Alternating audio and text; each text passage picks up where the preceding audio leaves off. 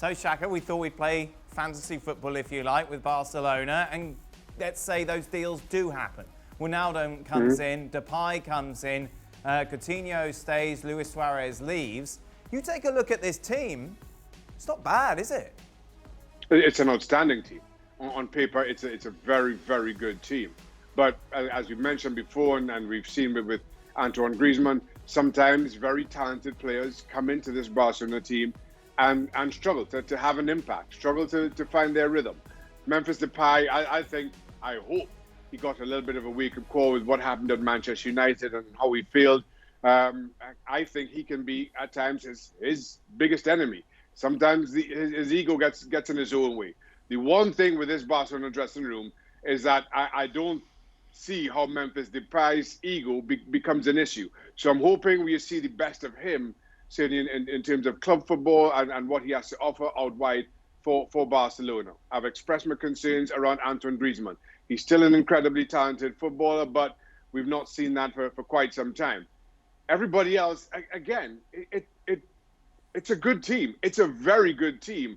But at times, as we've seen, they've fallen short in the league, desperately short in the Champions League against good opposition. And that is the riddle that Koeman has to figure out. How do you get good players to be at their best? Speaking of the riddle, Gab, you take a look as we asked you to put together this team. There's no place for their two most expensive signings, no Dembele or Coutinho in the starting 11.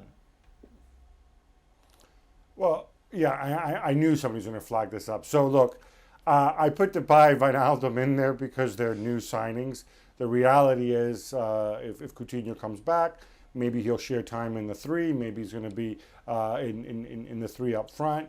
Depay, similar issue. You've got Ansu Fati in there too, right? You expect he's going to get minutes. It's kind of assuming Dembele will be on the injury program again. Coutinho, of course, could also play in the front three. You have a whole bunch of options here, and you can only play with 11 players, and I think that is significant. But already what we're seeing, if the arrival of Pjanic, unless that was just some sort of, accounting fun and games with Artur, means that they're going to go with a pass-oriented midfield.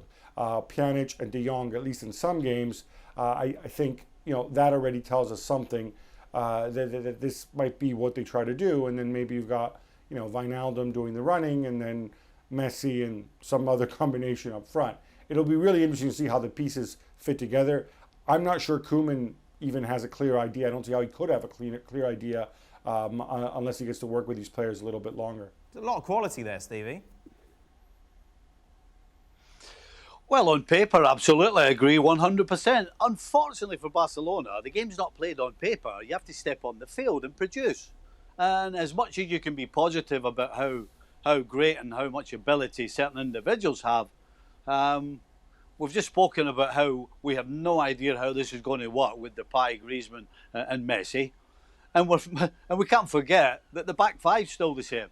The back five that, when under pressure, absolutely collapses. So, yeah, I can understand being positive on the ability side, but the truth of the matter is, on paper, is a different ball game than stepping on the grass and producing.